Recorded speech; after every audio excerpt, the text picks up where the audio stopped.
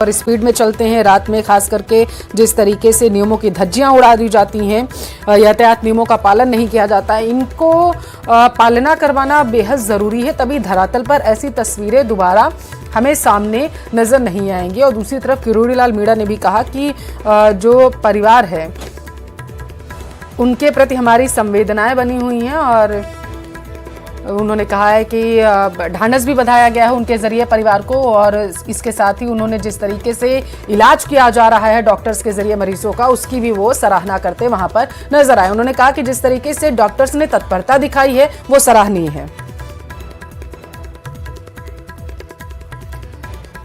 और उदयपुर से इस वक्त की बड़ी खबर आपके टेलीविजन स्क्रीन पर है। भांकरोटा हादसे का शिकार हुई बस उदयपुर आरटीओ नेमीचंद पारिक का इस पर बयान सामने आया। लेक सिटी ट्रेवल्स की बस का परमिट नहीं था। बड़ी खबर आपके टेलीविजन स्क्रीन पर। आपकी जानकारी के लिए आपको बताते चले कि जो यात्री घायल हुए हैं वो इसी ट्रेवल्स की बस में सवार थे, लेक सिटी ट्रेवल्स की, और बताया जा रहा है इसका परमिट नहीं था। परमिट खत्म होने के बाद इसे रिन्यूअल नहीं कराया गया था। अब आरटीओ उदयपुर भी जांच में जुटा हुआ है। सूत्रों के हवाले से बड़ी खबर है आपके टेलीविजन स्क्रीन पर। बस की आरसी भी रद्द की जा सकती है। अब तक बस सवार 24 यात्रियों से संपर्क किया जा चुका है। तो एक के बाद एक यात्रियों से संपर्क करने की कोशिश जो है लेक सिटी ट्रेवल्स भी कर रहा है। दूसरी तरफ जो अस्पताल प्रशासन है वो भी बातचीत करने की कोशिश कर रहा है। इससे पहले जब हमने आपको अस्पताल प्रबंधन की तरफ से जो मेडिकल बुलेटिन जारी हुए उनमें और उनके बयान जो सामने आए उनमें आप कहते हुए सुना गया कि जो झुलसे हुए मरीज यहां पर पहुंचे हुए उनसे बातचीत की जा रही है, उन यात्रियों से बातचीत की जा रही है, घायलों से जो बोल सकते हैं उनसे उनके परिजनों के बारे में सूचनाएं इकट्ठा कराई जा रही है ताकि उनके परिजनों से संपर्क साधा जा सके। हालांकि जयपुर में हादसे में अब तक 9 लोगों ने अपनी जान गंवा दी है और कई लोगों की पहचान नहीं हो पा रही है। जो सबसे बड़ी मुसीबत का सबब पुलिस और प्रशासनिक अधिकारियों के लिए यहाँ पर यही बना हुआ है, क्योंकि जब हाईवे पर हाहाकार मचा तो वहां पर बचाने के लिए भीड़ तो बड़ी संख्या में दौड़ी थी, लेकिन जिस तरीके से आग का गोला बस और अन्य वाहन बनते हुए नजर आए थे, इसकी वजह से काफी परेशानी वहां पर लोगों को उठानी पड़ी। जो झुलसे हुए लोग थे उनको अस्पताल पहुंचाने में भी और आग से लोगों को निकालने के दौरान भी कई मशक्कतें जो हैं वहां पर प्रशासनिक अधिकारियों को करनी पड़ी है। ज्यादा जानकारी लेंगे, संवाददाता हमारे साथ कपिल जुड़ चुके हैं टेलीफोन लाइन पर। कपिल, जिस लेक सिटी ट्रेवल्स की बस बताई जा रही थी उनसे आपने बातचीत भी की थी जाकर के, अब बताया जा रहा है ना परमिट उनका खत्म हो चुका था, परमिट रिन्यूअल ही नहीं कराया गया था उनकी तरफ से, ये लापरवाही है। बिल्कुल, देखिए जो जानकारी निकलकर सामने आई है, क्योंकि जैसे ही ये हादसा हुआ उसके बाद में परिवहन विभाग को इसकी जांच दी गई। जयपुर में परिवहन विभाग जांच कर रहा है और क्योंकि एक बस इस हादसे में जो शिकार हुई वो उदयपुर की भी थी, लेक सिटी ट्रैवल्स की, तो उदयपुर आरटीओ भी इसकी जांच कर रहा है। प्रारंभिक जांच में सामने आया कि बस का फिटनेस पूरा था, बस का इंश्योरेंस पूरा था, दिसंबर तक सारे टैक्स उसके जमा थे। लेकिन एक बड़ी जानकारी जो निकलकर सामने आई, बस का परमिट जो है वो एक्सपायर हो चुका था और उसे रिन्यू नहीं कराया गया।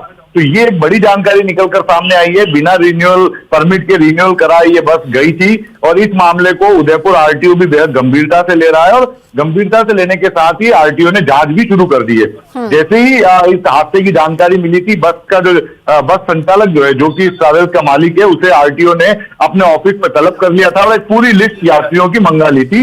उस लिस्ट के आधार पर जो संपर्क किए गए, अब तक 24 यात्रियों से संपर्क जो है वो किया जा चुका है। 24 यात्रियों से संपर्क होकर ये पुष्टि हो गई कि 24 यात्री सुरक्षित है। कुल 32 यात्री और 2 स्टाफ, 34 लोग बस के अंदर सवार थे। अभी फिलहाल 10 लोगों से संपर्क नहीं हो पा रहा, लेकिन जो प्रारंभिक जानकारी, कुछ लोग ऐसे भी हैं जो कि एसएमएस हॉस्पिटल जयपुर में भर्ती हैं, उनसे संपर्क नहीं हुआ है। तो 10 लोग जिनसे संपर्क स्थानीय आरटीओ का या फिर बस संचालक का नहीं हुआ, उनमें से कुछ लोगों के हॉस्पिटल में भर्ती होने की भी जानकारी सामने आ रही है।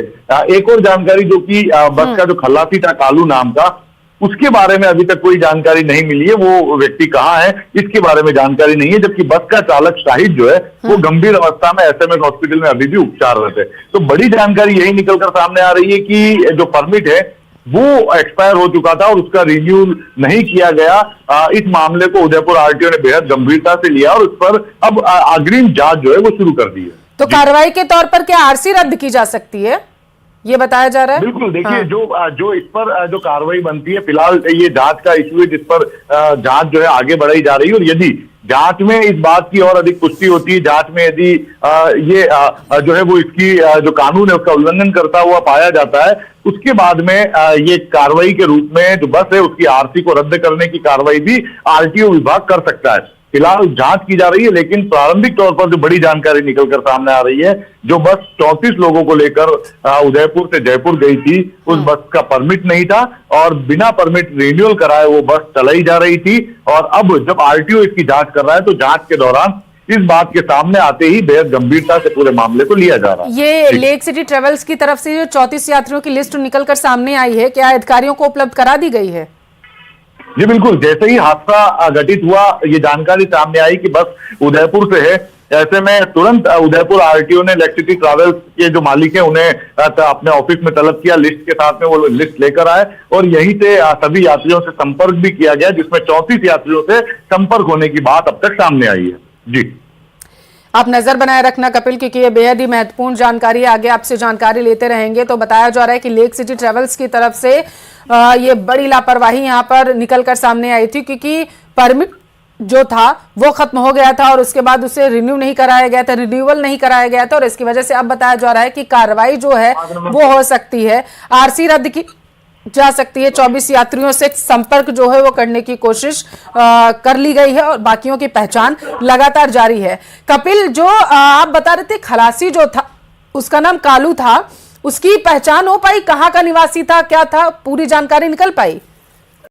हाँ बिल्कुल, देखिए चालक और जो खलासी है दोनों के बारे में जानकारी सामने आई है। जो चालक है शाहिद, जो कि फिलहाल एसएमएस हॉस्पिटल में इलाजरत है, गंभीर रूप से घायल है, वो उदयपुर का रहने वाला है।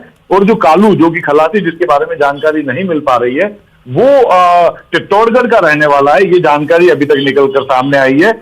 फिलहाल कालू से संपर्क नहीं हो पाया है। कोशिशें लगातार, चाहे वो उदयपुर का आरटीओ विभाग हो जो कि लिस्ट ट्रैवल संचालक से मिली उसके आधार पर प्रयास कर रहा हो, या फिर ट्रैवल संचालक, सभी प्रयास में जुटे हुए हैं कि अन्य जो 10 यात्री जिनसे अभी तक संपर्क नहीं हुआ है उनके बारे में जानकारी जुटाई जाए।